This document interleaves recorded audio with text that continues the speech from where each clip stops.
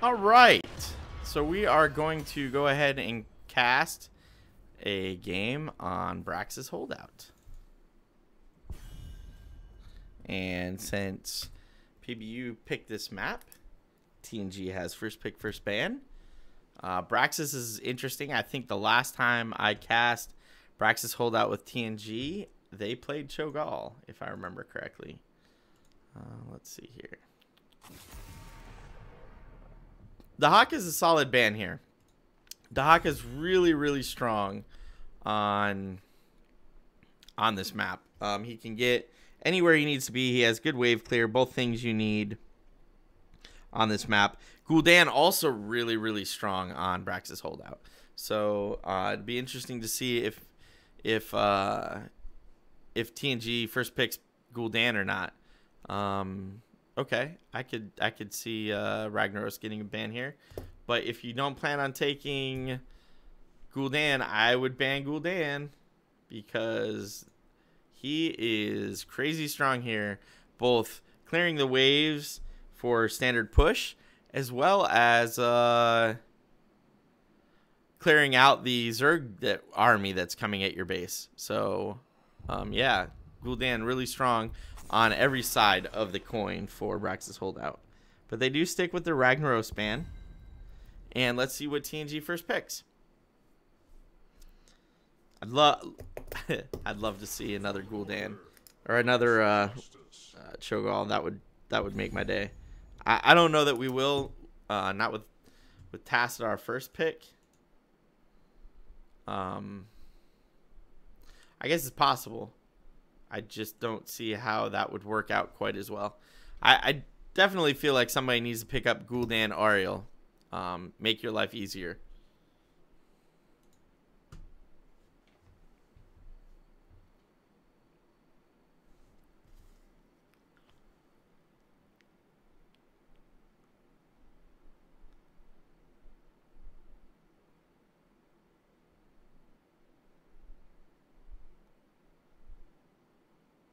Taking their time, really thinking about what these next two picks are going to be.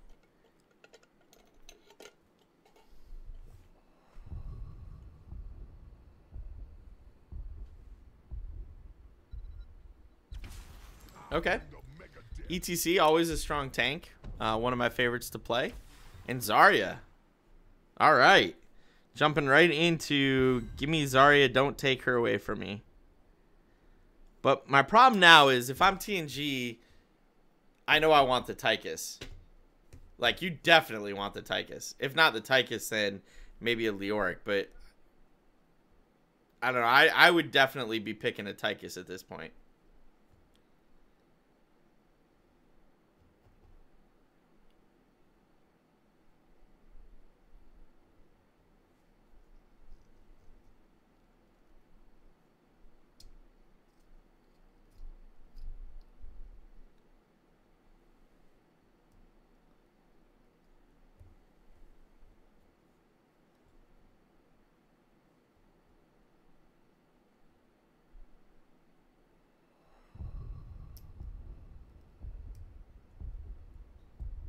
Taking their time, like going deep. Okay. Oh, alrighty then. Muradin Zul'jin. Tassadar and Zul'jin, super, super, super strong. But the problem is the wave clear. So, I mean, this can still work for you, right? You can totally make this work, but wave clear.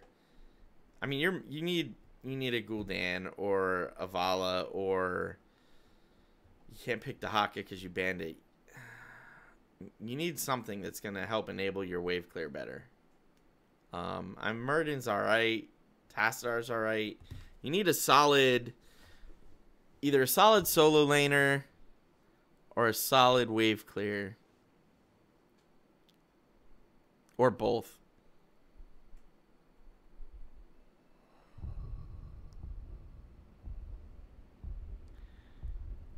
But let's see.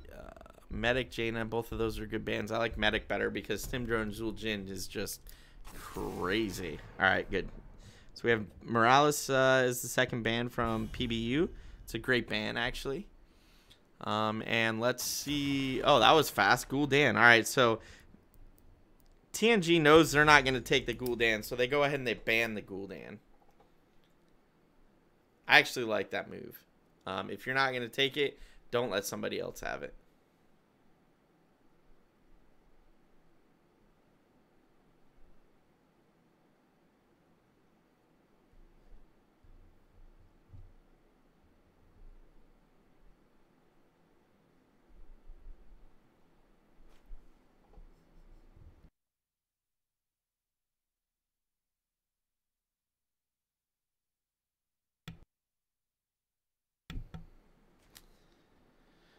PBU taking their time on these next two picks. KT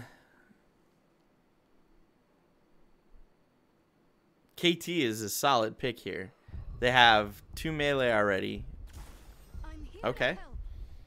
Jaina works just as well as KT does. And Malfurion, solid healer. I like the way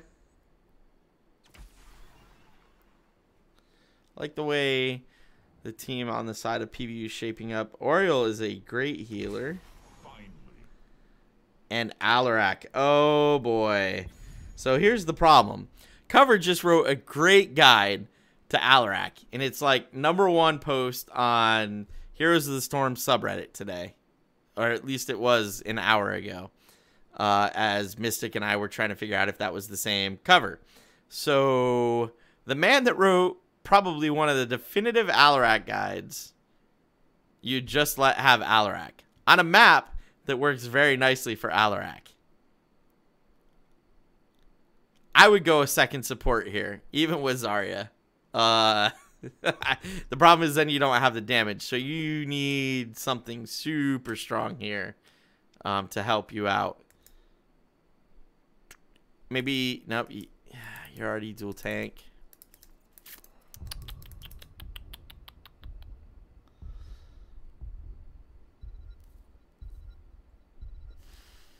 Man. All right, so they triple tank it. All right. Artanis it is. Last draft, possibly the last draft of the night. If TNG wins this, they win Helix Gamers League Week 5, and that will be actually 5 weeks in a row for them. So let's see what happens as we step into what could be the last game of Week 5 Helix Gamers League.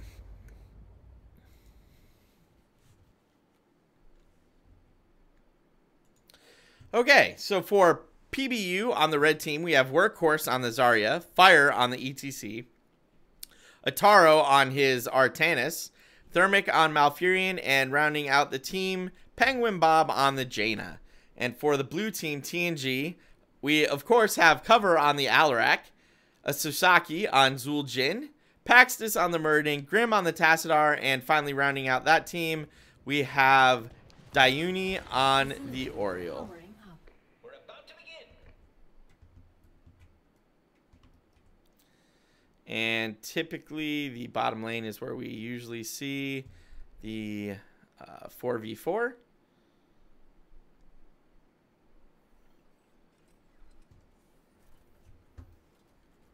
Systems online in 10 seconds. It does look like we're going to have Alarak as the solo laner top. 4, 3, 2. Nothing 1. too odd in the talents. Facility online.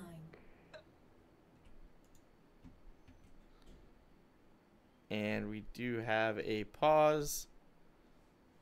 Looks like Fire did get dropped, so we'll just wait for him to come back. So got a minute. Looks like ETC is going block party. That's actually helpful with a Zul'Jin on the other team.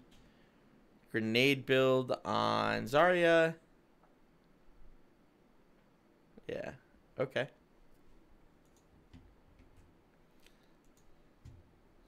So jumping right back into the game. I knew I could count on. So Alarak is going top. It's going to be Alarak versus Artanis top. And looks like we're going to have 4-on-4 bottom lane.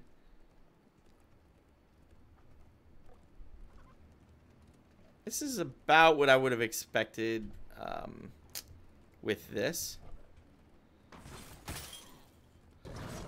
Jaina just throwing out the cues. Everybody kind of poking each other. Nobody really looking to engage yet.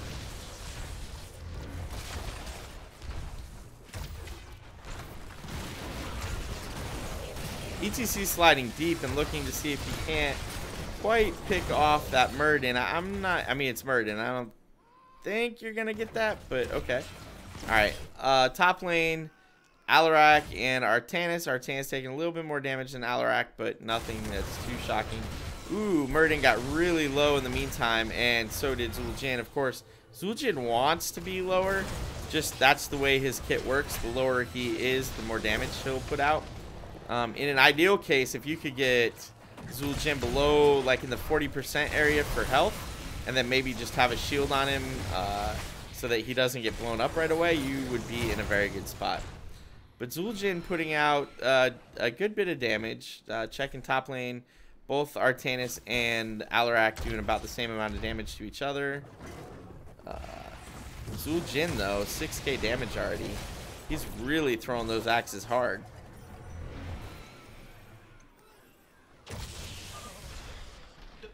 And the beacons are gonna energize.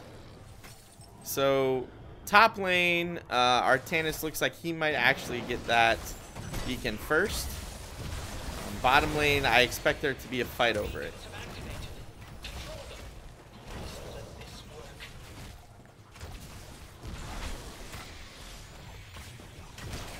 Okay, so ETC was able to secure it, secure the beacon right away, and we already have PBU at 30% Zerg wave. Alarak sitting on the beacon right now, fighting with Artanis over it, and ends up dying to the Artanis. Meanwhile, TNG bottom lane did secure that beacon, but ETC moving back in, looking to take it back for PBU. And he does do so, but Murden rotated top and took the top beacon for TNG. ETC getting really low after standing on that beacon for a little bit. And so we are going to have a TNG owned beacon, and it is building quickly while Jaina dies off to the side. So 22% to 36%. Murden rotating up to help Alarak take back the top beacon.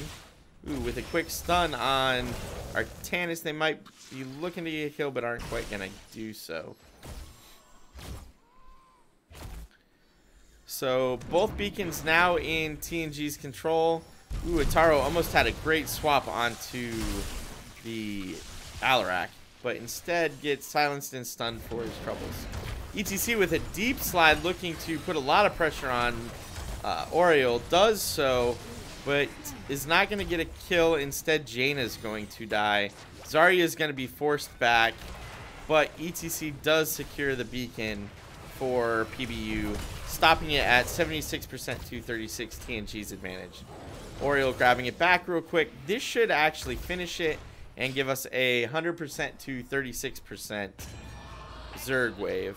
Now the blue Zerg wave is going to push bottom where TNG has already gotten the front wall down, and because they started the firebat camp before the Zerg wave finished, those firebats are going to push with the Zerg wave into PBU's base here, and this should be a guaranteed fort.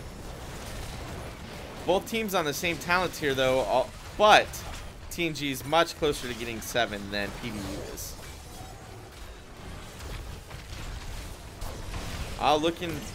Murden in deep, looking to maybe get a kill on somebody, but I'm not sure that's going to happen for him.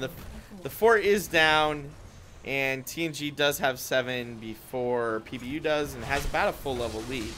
Now the Zerg are pushing the front keep wall in the bottom lane. This could actually be the keep wall. That's a decent number of Zerg. Most of TNG is down here, and that's definitely going to be the 2 cannons, if not the whole front wall. Okay, so TNG does secure the entire front wall. I'm not sure how long they want to hang around here. You got the keep wall. It's time to back out, boys. But TNG's still sticking around, and PBU may be able to get a kill on this Muradin. He's pretty low, and ETC pushes him back, but ETC went a little too deep for that kill and gets killed himself. So the rest of TNG in the bottom lane just sitting here. Zul'jin throwing axes at the fountain, trying to take out the fountain. The keep under damage by the Zerg wave that's here. Ooh, that fountain's really, really low. Alarak did just kill Artanis. Sorry for not seeing that on camera. Was following the group at the bottom. But as I said at the beginning, letting cover have Alarak after writing a guide seems like a mistake to me. Alright, so all the Zerg are down. Full 2-level lead on the side of TNG over PBU, and camps are available to be taken. Looks like we're going to have TNG take the harder camp first, which makes sense. They want to put a lot of damage into the top lane. They're also, TNG's also looking for 10. PBU rotating up though. Tassadar did just spot it with the Oracle, but they are PBU is rotating up pretty hard on TNG and looking to possibly get a kill here. I'm not sure that that was the right way to go. Jaina did lose her life for that, and 10s are gathered for TNG, and they are chasing that Malfurion. Muradin jumping deep to try and get the kill. I don't think that's going to work even with all the help Alarak gave him to keep Malfurion in distance. Zul'jin with the Merc Camp's top lane did finish that fort off, and it looks like we did get Counter-Strike on the side of Alarak and Tazdingo on the Zul'jin. So just about a 2.5 level lead. It's 11 versus 8 TNG over PBU. TNG pushing in and looking to kill the ETC, and they do so. Muradin did go pretty deep and is pretty low. He's going to have to step out a little so that his trait can kick in and he can heal. Zul'jin still throwing the axes though, looking to maybe possibly take out this front wall. Beacons are active, and Artanis' bottom lane split pushing as hard as he can, trying to get his team 10. I'm not sure he's going to be able to do that in a meaningful amount of time, considering how hard TNG is pushing 5v4, but ETC dives in pretty deep. Crystal Aegis is used, and the Counter-Strike is up, and that may be a dead Malfurion, dead Zarya. Tassadar using Archon did throw some extra damage out there, but it looks like TNG is going to back out of here, either capture both of the beacons, or I'd like to see some of them rotate down on that solo Artanis. That's a kill waiting to happen, but they are going to focus on the beacons first. Looks like Artanis did be out of there, so he is safe. Alarak thinking about tapping, leaving the wave there, because at this point it's just a distraction. And they are grabbing the, TNG is grabbing the bottom fire bat Merc Camp. PBU did rotate his 5 onto the top beacon and did stop progress at 44-0. Oh, ETC getting positively melted by Alarak there. And the rest of PBU may be in danger here, even though they have their heroic abilities. Artanis is really deep, and that's probably going to be a dead Artanis. So 2-0. Beacons are now working for TNG again, and we are quickly going to go from 70% to 100%. Penguin Bob on that Jaina taking a lot of damage from Zul'jin and Alarak. Is able to escape though. Malfurion is back up, and we're going to have a huge 100-0 Zerg wave in the top lane. ETC taking a lot of damage, as is Zarya. Deep swap on Zul'jin. Tazdingo just in time needs to get out of there. That was a defensive Tazdingo, and ETC with a good mosh pit does stop Muradin for a minute. Zul'jin and Muradin both go down at the cost of the ETC. Jaina did fall. Zarya is really low. She needs to back out of there. She's going to go down. Zarya is down after a Alarak telekinesis. And I think TNG might go to finish core here with a huge Zerg wave still alive.